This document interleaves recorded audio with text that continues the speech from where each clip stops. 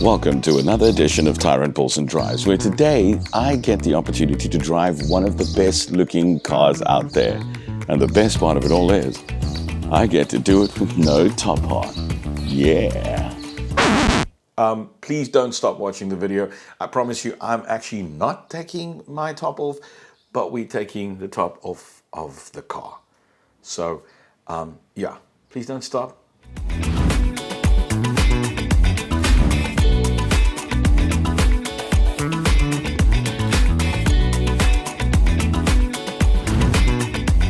In this video, we're taking a close look at the 2023 Mercedes-Benz SL 43 AMG in this eye-popping yellow finish. Yes, you've heard it right. This is the SL 43 AMG, and unlike its bigger sibling, it doesn't have a V8 engine, but it makes use of a 4-cylinder 2-liter turbocharged power plant, which I know there's many shock and horrors going off right now, but honestly, in this configuration, I don't think that it needs it at all. And here's the reason why. Now, this car benefits from everything that is also found on the SL 63. Now, it uses the same body design, it uses the same suspension setup, which includes aluminium shocks and lightweight coil springs. And the same active aero is also available, and it uses AMG's renowned speed shift MCT 9G gearbox. It's a bit of a mouthful, but it really shifts and works really well. It now makes use of a wet clutch and replaces the torque converter which was used before, which literally means it's lighter and it gives you a better response when putting your foot down. Okay, let's talk about the elephant in the room. The 4-cylinder engine which is mounted inside of this car. Now, it is Mercedes' very popular M139 engine, which we all know is used in both the A45S and the new C63 AMG, and is now, in this car, mounted longitudinally. And it also makes use of an electric turbocharger, which comes straight from their F1 development. Turbos, how it works is, you know, traditional ones, it uses exhaust gas to, well, spool up, which causes turbo lag. But in this case, it's directly connected to a 48-volt electrical system, which also powers the starter motor. What that kind of means is that it's always running, already spooled up, all ready to go. And if you put all this Mercedes-Benz AMG voodoo together, what it means is that this SL 43 now gets a power output of 280 kilowatts and 480 Newton meters of torque. But it doesn't end there. It even gives you 10 kilowatts extra and 150 Newton meters in certain types of driving modes. Race mode.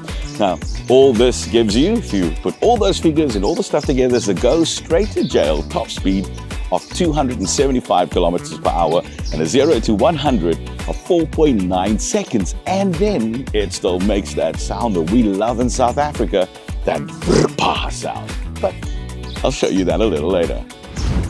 The exterior design of the 2023 Mercedes-Benz SL 43 AMG immediately demands attention when you get on the road, even when it's not in this yellow color. Trust me, it looks amazing. What I love about it mostly, of this design, it's a perfect blend of classic roadster and that modern aggressive kind of stance and look. I mean, like, just look at the grille. It's bold, it's in your face, it looks aggressive, but it still looks kind of classic, right? And then flanked by those awesome LED headlights, it just looks great. The long bonnet, the short rear, that's iconic roadster look. And it kind of reminds you of the SLs of old. Then there's those quad exhaust tips and the aerodynamic enhancements that is renowned by AMG, and it looks and even sounds great. Now, inside of the cabin of the SL 43 AMG, it's a complete showcase of opulence and technology all just fused together. The seats are wrapped in a premium leather Alcantara suede kind of feel, and it offers excellent comfort and support, whether you're cruising on the highway or just pushing it through on the track. The yellow contrast stitching that you see all around the car and the carbon fiber accents, it just adds a bit of that sporty flair to it. Then this MBUX system, the infotainment system, is seamlessly integrated into this tablet style screen. and the driver display as well, which also includes a heads-up display. The cool part of this screen here is that when the top is down like it is now, it angles up like this, and when it's closed down, it goes the other way. I'm not exactly sure why, but it's cool. The whole system is packed with loads of features. It's very user-friendly, and unlike a lot of other manufacturers where you prefer using Apple CarPlay and Android Auto, this one works just so well without it. The maps are clear, the menus are intuitive, and if you don't know how to do something, you simply say, "Hey Mercedes," and well, it does it for you. Now the driver display up here in the front, it's customizable with up to 7 different types of viewing screens, which even includes a screen which gives you power output, show you your kilowatts and newton meters and torque, and also some track counters. But I prefer traditional, round dials. I'm also not too sure why people are always complaining about this capacitive touch dials, which is over here. I mean, we swipe everything else, right? Why not just this? Even with my hand in a protective case like this, I can easily control this. The only gripe that I might have with this car is that when you need to put the roof down, you need to physically push a button to hold it. I mean, why not just push it one and then it just folds and does what it does? But with that saying, it does it all within 15 seconds with this new Z Fold roof, and you can do it up to 60 kilometers an hour. Unfortunately, there isn't much space in the boot though, it's very limited, but you're not going to buy this car for good capacity. But with the roof up, you can increase the space a little, and it's got a very cool little trick. You press a button, and where the roof gets, kind of fitted in, when it's folded down, it actually lifts up and gives you a bit more extra space. So yeah, you could maybe fit in some extra luggage.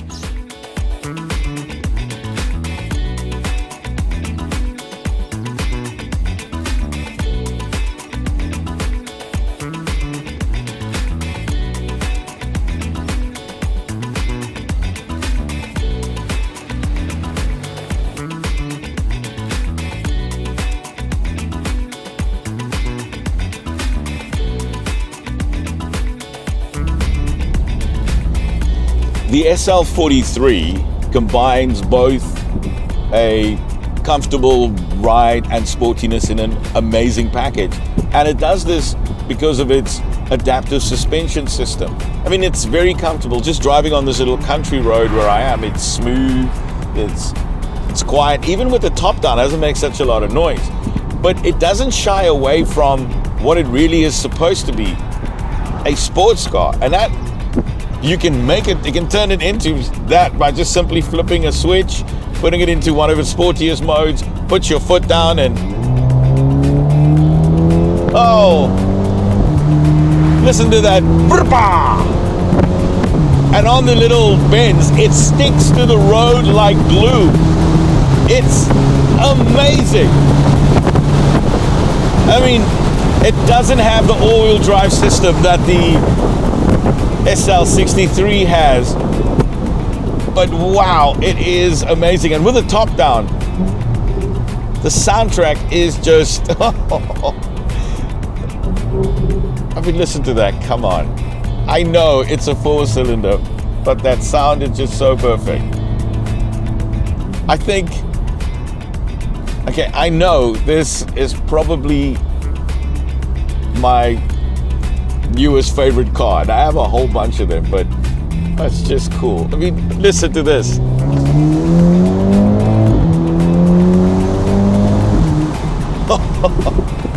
You gotta love it.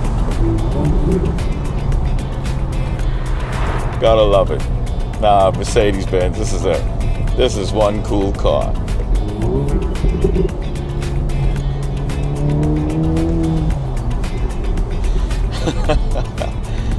Man, and that's the thing with this car. This is what it's going to happen to you the whole time when you drive it.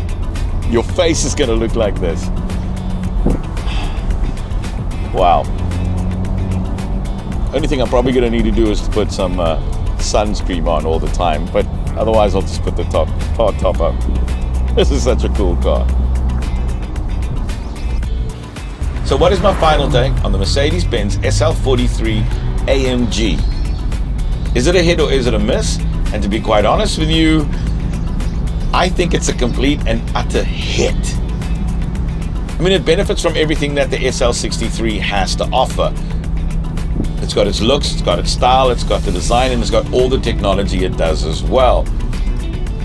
And even though the SL has got that V8 engine, I think that's probably what's going to make people choose this one over it. You see, with the 43 and its 4-cylinder engine, it's not going to be so offensive like the 63 is. And when I mean offensive, if you have to live with a V8 every day, it will upset your neighbors at some point when you come driving down your road, or when you're just driving down a quiet little country road like I'm doing right now. So this one kind of gives you both that feel of the SL63, but in a 43. It's a lot more refined, a lot more quiet, but at the same time, for me, I think it's also a really good driver's car because it sends all its power to the rear wheels, and that's what I like. This car combines for me everything that is great about a classic roadster with a modern day sports car with all the tech and all the benefits that it provides. It can be both that car like I'm doing right now, just simply driving down a little country area like in Riebeek-Wes right now, and it'll be very comfortable and easy. But it can also be that car that you can push through the twisties and just go a little crazy with. Yeah. The only problem that you might have with this car at the end of the day is that, well, you'll find yourself everywhere you go just turning heads.